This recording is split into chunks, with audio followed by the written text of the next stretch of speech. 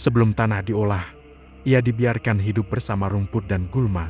Akar-akar halus itu menembus tanah, menciptakan rumah bagi cacing, jamur, dan bakteri, makhluk-makhluk kecil yang menjadi arsitek kehidupan.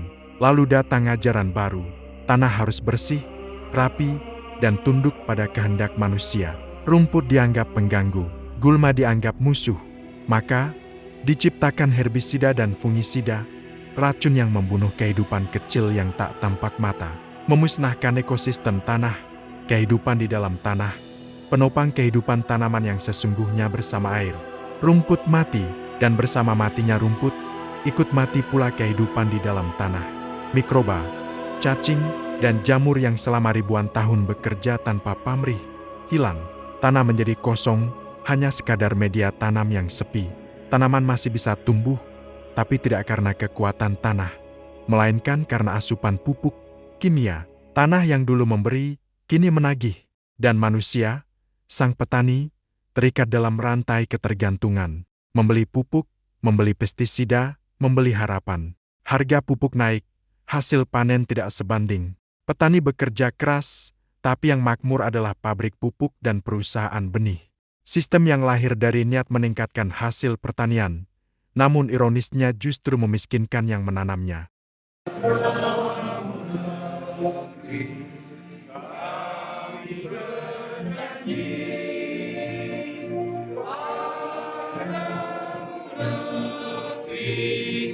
Kami berbakti padamu negeri, kami mengabdi bagimu negeri, jiwa dan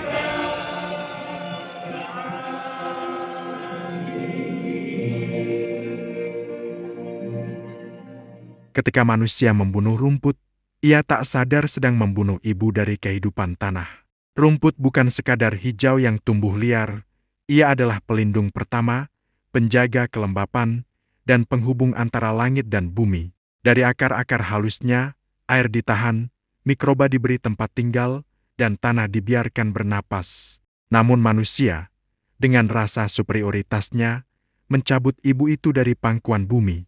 Tanah pun menjadi yatim, kering, sepi, dan tergantung pada pupuk kimia untuk sekadar bertahan hidup. Tapi sejarah selalu melahirkan penebus di setiap zaman. Ketika petani berada di titik jenuh, terjerat harga pupuk, gagal panen, dan kehilangan kepercayaan pada tanahnya sendiri, hadirlah seorang pemuda dari Blitar yang membawa cara pandang baru. Namanya Muhammad Ansar. Ia tidak datang dengan mesin besar atau formula kimia. Ia datang dengan kesadaran sederhana.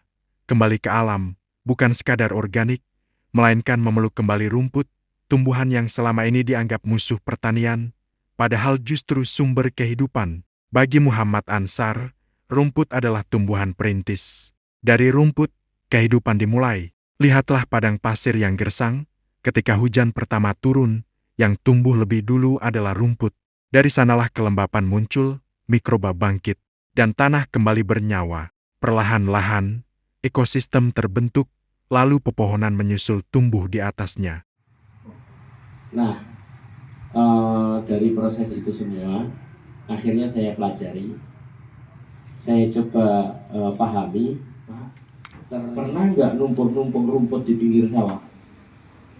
Ditumpuk di lahan-lahan. Gunungan tumpukan rumput itu bau busuk nggak? Hah? Tidak. Gunungan kayak apapun nggak busuk. Tapi proses pembusukan terjadi nggak? Rumputnya ditumpuk nggak bau busuk, tapi busuk. Tapi nggak bau busuk. Kalau yang bau busuk tadi itu adalah indikasi patogen. Kalau yang tidak berbau busuk, kadang tumpukan rumput itu kalau dibongkar aromanya enak ya. Bener nggak? Nyeneng nih. Kesedot hidung tuh nyeneng nih. Kayak gimana gitu. Tidak seperti sampah pasar. Nyekel sipi, ambulin yang tangan gitu nggak? Tenang. Rumput itu kira-kira bahan organik tidak? Bahan organik? Kangkung, sawi, bayam bisa jadi pupuk organik. Rumput harusnya bisa jadi pupuk organik. Selama ini dipakai enggak? Salah siapa? Salah kesaninya. Kok bisa belum tahu? Emang nggak pernah lihat rumput? Lupakan. Teletong sapi percaya? Urin sapi bagus untuk pupuk? Bisa untuk usir hama? Kok bisa teletongnya percaya, urinnya percaya, suketnya enggak? Gitu? Percaya mikroba? Kan nggak pernah lihat. Percaya kalau rumput tumbuh subur? Logikanya percaya rumputnya apa mikrobanya? Faktanya? Ada apa sih dengan kita ini gitu loh? Rahasia itu. Di dalam rumput tersimpan unsur-unsur penting yang dibutuhkan tanaman. Ia menemukan cara untuk mengambil kekuatan itu secara lembut, membiarkan kebaikan rumput larut ke dalam air tanpa merusaknya. Hancur bahannya. Jadi gini, 5 menit pertama itu hanya dipijat standar saja. Nanti setelah 5 menit pertama sudah mulai luas, itu boleh ditambah tekanannya. Ya. Terus upayakan seluruh bahan tenggelam.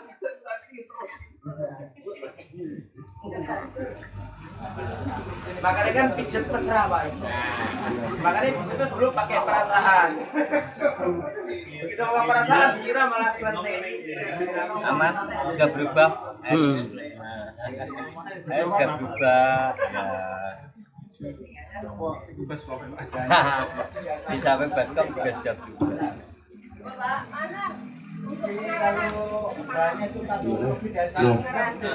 Jadi biosaka itu sesederhana ini, Bapak Ibu. Ini membuat yang versi kecil. Kalau sudah pakai ini sebenarnya aman, tidak perlu parfum urin. Karena ini dipilih dari bahan-bahan yang sebenarnya tidak disukai hama. Maksudnya tidak dalam kondisi diserang hama. Terus dipilih dari tanaman yang tidak dalam kondisi kena jamur atau bekas ada gigitan hama. Terus kalau nyarinya sedikit ini, kita bisa milih tanaman yang tumbuh di lingkungan ekstrim. Contoh kalau ada pakis, ada rumput tertentu yang tumbuh di tembok atau di pinggir jalan yang kering, tapi dia tumbuh bagus dan subur.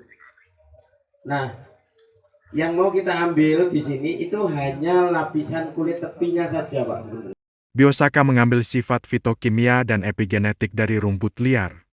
Untuk ditularkan ke tanaman budidaya, bahan-bahan pembuat biosaka antara lain. 1.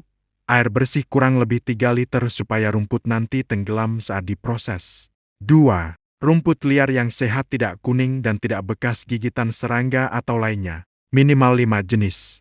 Boleh ditambah daun lebar, yang penting tetap dipilih yang sehat dan sempurna. Ketiga, kita sebagai subjek pembuat biosaka diharuskan menghadirkan hati yang positif saat membuat biosaka. Cara membuat biosaka adalah pijat pelan-pelan hingga rumput lemas sekitar 5 menit dalam kondisi sepenuhnya tenggelam dalam air. Putar air sesuai video. Setelah rumput lemas, pijat perlahan agak kenceng tapi jaga rumput jangan sampai hancur.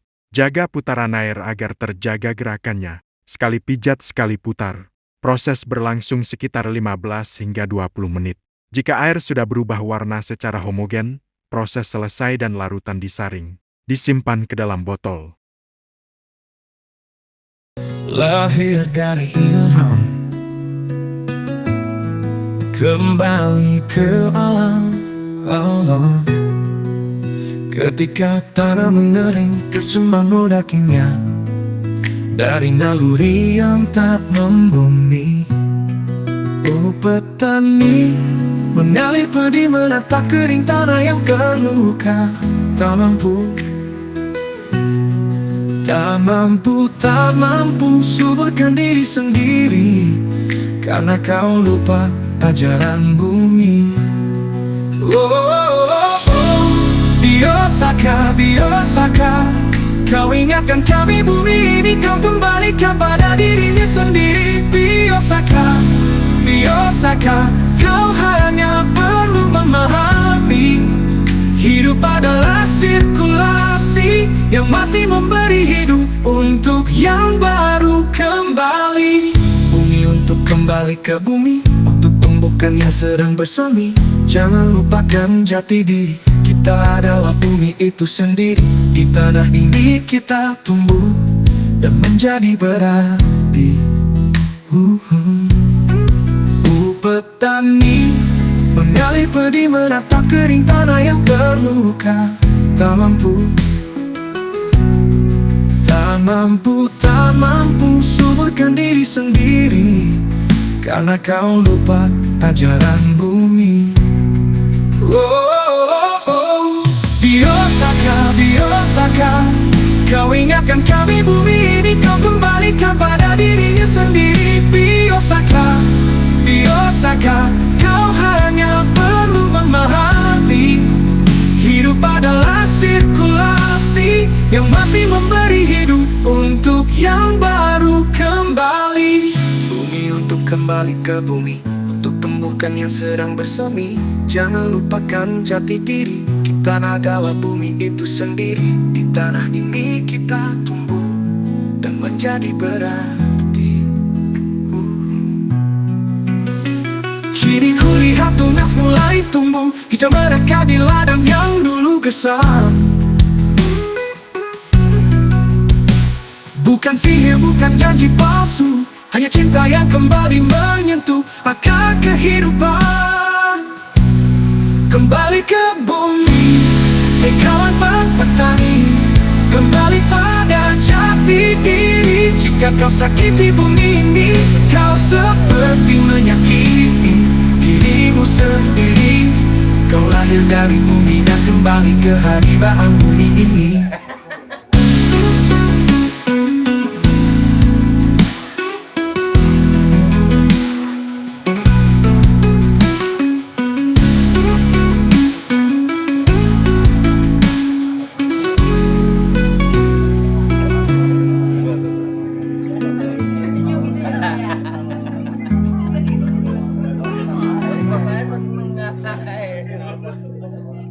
Kini kulihat tunas mulai tumbuh, hijau mereka di ladang yang dulu gersam. Bukan sihir, bukan janji palsu, Bareng hanya toh. cinta yang kembali Jadi toh. menyentuh akar kehidupan. Kembali ke bumi, hei kawan petani, kembali pada jati diri. Jika kau sakit bumi ini, kau seperti Ayo, gawe kowe.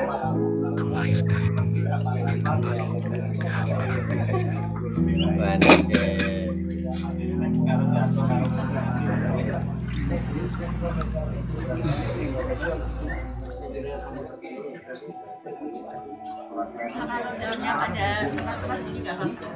Tidak apa-apa. Ada daun yang memang mudah untuk hancur, itu taruh di tengah besok. Disusun ya Pak.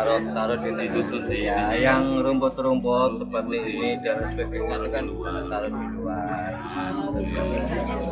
Yang mudah hancur itu taruh di dalam. Angker ganti udel. Gak boleh kena panting ya. Orang gurune ya ra iso. Wah, riyen batang YouTube niku Pak. Namanya belajar dari YouTube kan jadi rumah sorak jadi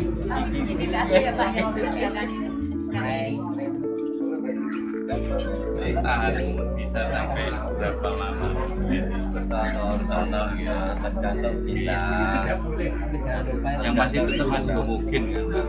Yang penting enggak Kayak seperti apa? Saya nyoba itu sudah Di depan. ada yang 1,5 tahun ada, cuma sengaja tak biasa.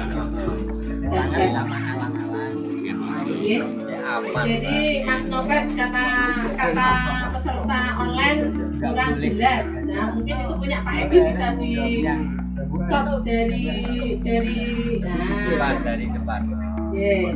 bisa di shot ya. Supaya Dan dan untuk hijau, daun-daunnya ya, daun-daunnya juga seperti itu karena ternyata di grup di atas. ini daunnya masih banyak yang kuning-kuning, ada yang kuning-kuning. Iya, Mbak Wit, monggo dilanjut.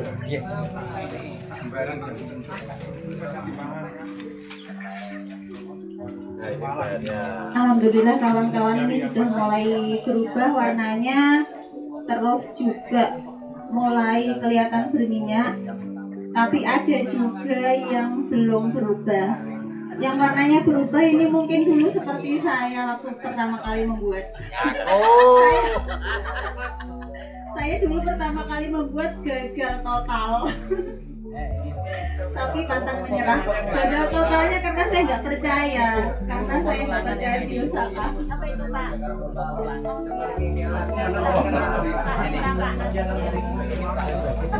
Iya, Pak Arsan juga masih ingat ini. Dulu saya gagal total karena awalnya background saya itu kan memang pakai organik sudah sejak beberapa tahun sebelum kenal Biyosaka. Jadi settingan pikiran saya itu sudah apa gitu seperti organik konvensional itu. Nah, ketika saya kenal Biyosaka itu nggak percaya, akhirnya nggak jadi. Gagal total dan tidak percaya. Oke, gara-gara tidak percaya. Padahal bahan juga sama, airnya juga sama, termosnya bersama-sama. Tapi punya saya gagal total. Padahal Bismillah bisa menyembuhkan kanker asal percaya. Iya Pak. Itu kesalahan saya dulu, tidak percaya. Tapi sekarang alhamdulillah saya gagal itu sampai 6 kali. Wis percaya, tidak percaya, wis aku tak ngaku aja. Ini gara-gara saya dulu pegiat organik konvensional sudah beberapa tahun. Terus settingan pikirannya kan sudah gitu, guys. Saya yakin ada juga di antara jenengan yang satu nasib sama saya mungkin. Mungkin yang biasanya nggak jadi, mungkin kayak saya dulu ya. Ada yang masih belum berubah warnanya. Warna mukanya udah berubah. Warna mukanya berubah. Udah wajah capek, lapar, lelah. Kalau saya dulu wajahnya wajah putus asa.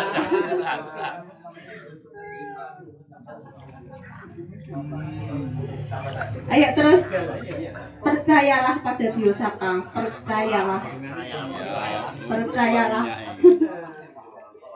Satu kali pijat, satu kali putar. Ini alhamdulillah sudah banyak yang jadi. Warnanya sudah berubah, terus juga kilauan minyaknya sudah mulai kelihatan. Alhamdulillah teknologi yang apa ya, sangat sederhana tapi sangat mewah.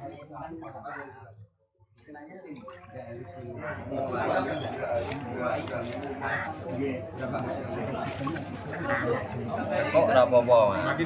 Satu hal jangan dilupakan ya, cara pemilihan bahan tolong sangat diperhatikan karena Biyosaka ini berefek positif jika bahannya positif. Terus Biyosaka bisa berefek negatif kalau kita salah pilih bahan. Kalau kita pilih bahannya bekas digigit ular, yo Biyosaka itu tandurane mengundang hama. Jadi tolong pripun rumputnya tetangga kita cari di tempat liar, intinya itu saja. Di tempat yang lebih ekstrim maka lebih bagus. Sampai hijau ya.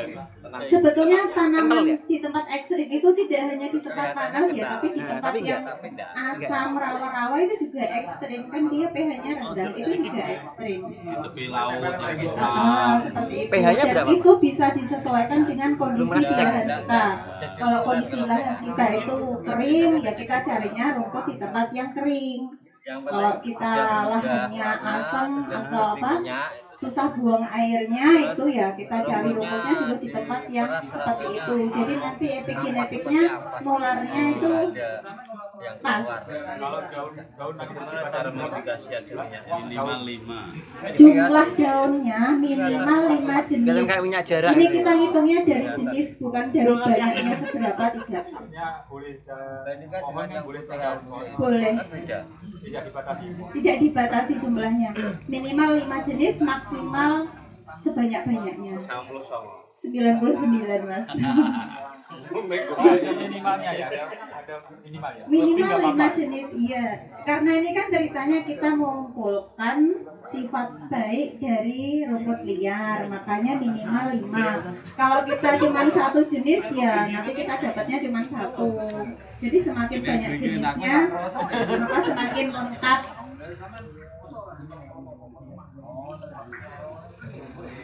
Bapak yang topi merah gimana, Mas? Mas kenapa? Tadi soalnya kebalik awalnya, balik apa sih, maksudnya ke arah kanan. Aman terus. Tadi aman ge. Aman. Nah, dilanjutkan aja nggak masalah.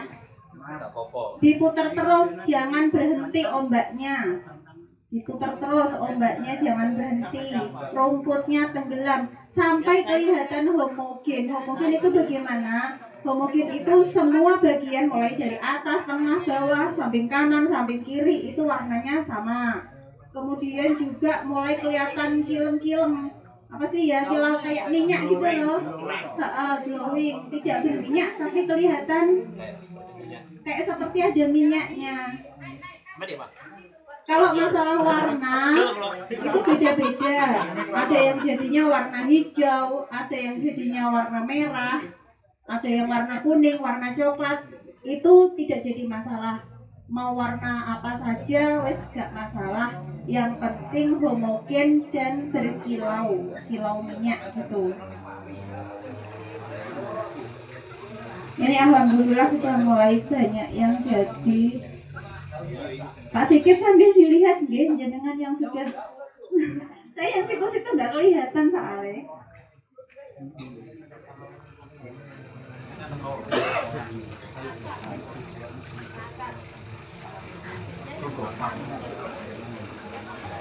Minimal berapa menit ya? Untuk berapa lama waktu memijatnya ini berbeda-beda. Tapi pada umumnya rata-rata itu 20 sampai 30 menit. Itu rata-rata segitu. Tapi yang sudah terbiasa jam terbang tinggi itu bisa 15 menit jadi. Bahkan kalau orang Baduy, seorang Baduy ya. Nah, suku Baduy itu bahkan 6 menit sudah jadi dan pekat, kilaunya kuat. Ya nggak tahu kenapa kok bisa begitu, nanti jenengan tanya pengalamannya Pak Ansar, karena yang punya pengalaman itu Pak Ansar. 6 menit sudah jadi dan pekat dan berkilau. Jadi untuk waktu ini tidak bisa dijadikan patokan. Yang bisa dijadikan patokan itu bentuk larutannya, homogen dan berkilau. Ini sebetulnya ada yang sudah jadi kok. Tapi enggak apa-apa lah, biar bareng-bareng nanti. Yang belum jadi biar enggak terlalu lama nunggunya. 5 menit lagi. 1 kali pijat, 1 kali putar ke kiri. Rumput dijaga tetap tenggelam. Kalau buat biosaka ini jangan ganti orang ya. Sejak pertama mijet sampai jadi orangnya harus sama. Tidak boleh ganti-ganti orang. Aku kesel gentanana gitu, nggak bisa. Harus satu tangan, harus satu, jadi satu orangnya. Kemudian yang kedua, jangan pindah-pindah tempat, tengok-tengok di situ. Kalau ganti-ganti posisi nggak masalah, tapi jangan pindah tempat. Orangnya jangan diganti, tempatnya juga jangan diganti. Di situ terus sampai selesai. Biosaka ini bukan pupuk, nggih. Bukan pupuk, bukan pestisida, tapi dia itu bukan pupuk, bukan pestisida, tapi sifatnya itu bisa melingkupi fungsi dari semuanya itu. Piye yo nek cerita? Wis rasa diceritakan. Ya jelas dia kan bukan pupuk, bukan pestisida, bukan enzim, bukan katalis, bukan apa-apa seperti itu, bukan. ZPP juga bukan. Tapi karakter dari Biosaka itu bisa melakukan semua yang kita sebutkan tadi. Bisa berfungsi, ya bisa apa? Bisa menstimulan tanaman untuk punya enzim. Nah, bisa menyadari bahwa tanah kita masih subur. Saya sampai disemprong Pak Ansar nih loh. Bingung kayak cerita. Supaya tanaman di lahan itu bisa menyadari kalau tanah kita masih subur. Jadi tanaman di lahan itu kan banyak dimodifikasi, banyak rekayasa genetika. Nah, karena itu tanaman di lahan itu jadi agak lola, nah, mencerdaskan kehidupan tanaman budidaya. Biosaka mencerdaskan tanaman budidaya. Nah, gitu ya Mas ya, cocok ya. Orang bisa Mbak berarti Mbak. Kalau orang bisa. Setelah hasil panennya Gimana? mati ya. Bapak Ibu, cara membuat biosaka susah apa gampang? Gampang ya. Gampang Bu. Segampang apa ya? Gampang tersenyum. Oke, untuk nyemprot biosakanya susah apa gampang? Nyemprotnya jangan lupa seperti tadi ya. Kalau yang terlambat nanti mungkin bisa apa ya? Bisa mengikuti kontennya nanti ya. Ini ada nanti kontennya, ini ada banyak ini. Ini ada dari Pak siapa Pak? Konten apa Pak? Kanal TNG. Kanal TNG ya, nanti dari Pak siapa namanya? Pak Sofian. Pak Sofian, terus dari Mbak Widya, zona hijau, oke, zona hijau. Kemudian nanti dari TikTok Gageko Organik dan dari Facebook komunitas 3GO, oke. Terus Bapak Ibu semua, ini kami sebenarnya sudah siapkan ini ya, buku. Kalau mau download sendiri sudah disebar di semua grup. Tapi kalau Bapak Ibu mau yang sudah siap ready dijilid, ini sudah kita siapkan di sana ya. Kalau yang warna ini kalau jenengan ngeprint warna itu satu print-printan itu Rp1.000 warna ya. Ini ada 33 halaman. Jadi kalau jenengan ngeprint sendiri warna itu 33.000. Tapi kalau buku ini nanti bisa dibeli untuk Ciri-ciri Biosaka homogen, tidak mengendap, merata warnanya dalam botol mulai bagian atas, tengah, dan bawah. Tidak timbul gas, tidak ada butiran, bibir permukaan membentuk pola cincin. Ramuan Biosaka terlihat pekat dan mengkilap seolah berminyak. Di terawang tidak bening, bisa berwarna hijau, merah, kuning, sesuai warna rumput yang digunakan. Aplikasi penyemprotan Biosaka, alat semprot harus bersih dari kandungan sisa pestisida, fungisida, dan herbisida. Dosis penyemprotan untuk padi dan jagung 40 ml per tangki semprot ukuran 15 hingga 16 liter. Untuk aneka kacang dan umbi 30 ml per tangki. Hortikultura 10 ml per tangki. Untuk 1 hektar lahan sekali aplikasi cukup 2 hingga 4 tangki sprayer. Bagi penggerak Biosaka yang belum mengaplikasikan Biosaka secara penuh pada tanaman, larutan Biosaka dapat dicampur dengan pupuk kimia atau pupuk organik, tapi dengan komposisi sedikit saja. Begitu juga jika masih menggunakan pestisida, gunakan tambahan sedikit saja. Penyemprotan dilakukan dengan nozzle kabut di atas pertanaman, minimal 1 meter di atas tanaman. Posisi nozzle menghadap ke atas, jangan diulang-ulang. Jika penyemprotan terlalu basah berdampak daun menguning, menggulung atau lainnya. Penggunaan Biosaka untuk cabai dan sayuran. Untuk cabai dan sayuran 5 hingga 10 ml Biosaka dicampur dengan air 16 liter. Ini untuk cover area 2.800 meter persegi.